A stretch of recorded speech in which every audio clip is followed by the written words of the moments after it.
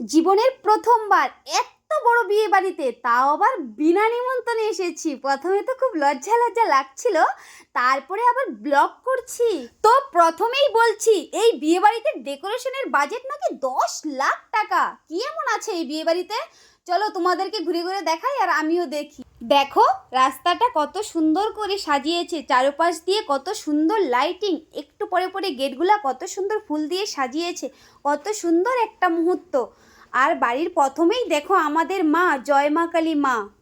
আর এটা হলো বাড়ির মেন গেট। দেখো গেটের সামনে কত সুন্দর করে সাজিয়েছে, এখানে সবাই ফটো তুলে। আর উপরে দেখো কত সুন্দর লাইটিং, আর দেখো সিনারিটা কত সুন্দর। এটার আমাদের বাবা মহাদেব, দেবাদিদেব মহাদেব।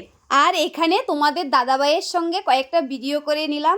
ওয়াও, কত সুন্দর করে মণ্ডপটা সাজিয়েছে, আমার দেখেই তো অন্যরকম লাগছে। মনে হচ্ছে যেন আমি আরেকটা বিয়ে করি।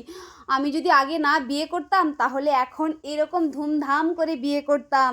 আর দেখো কত সুন্দর টেডিটা আমাদের সঙ্গে হ্যান্ডশিপ করলো, আমার ছেলের সাথে হ্যান্ডশিপ করলো, আমাদেরকে টাটা বাই বাই বলে চলে গেল। দেখো বরটা এখানে চুপচাপ বসে আছে আর মনে মনে ভাবছে কখন যে আমার বিয়েটা হবে।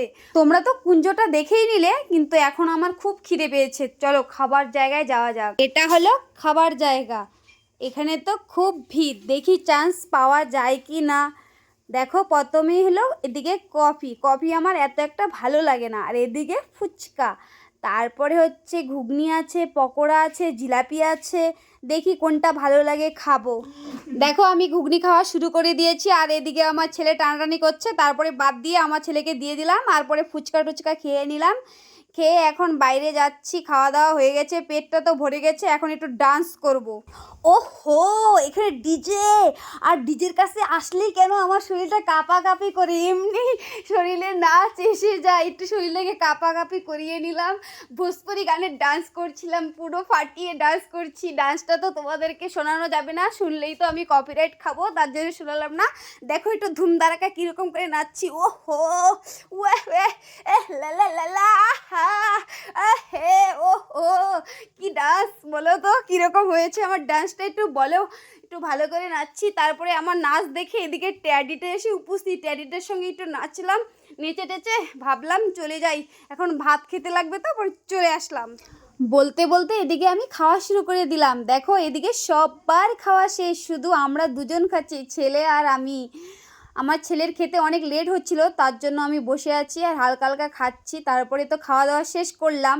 আর তোমরা দেখো খাওয়ার জায়গাটা এত বড় করেছি, এত বড় ডেকোরেশন, সবাই যেন একসাথে খেতে পারে এরকম অবস্থা। আর এখনকার বিয়েবাড়িতে তো খাওয়া দাওয়া নিয়ে কি ঝামেলা হয়, খাওয়ার জায়গাই থাকে না।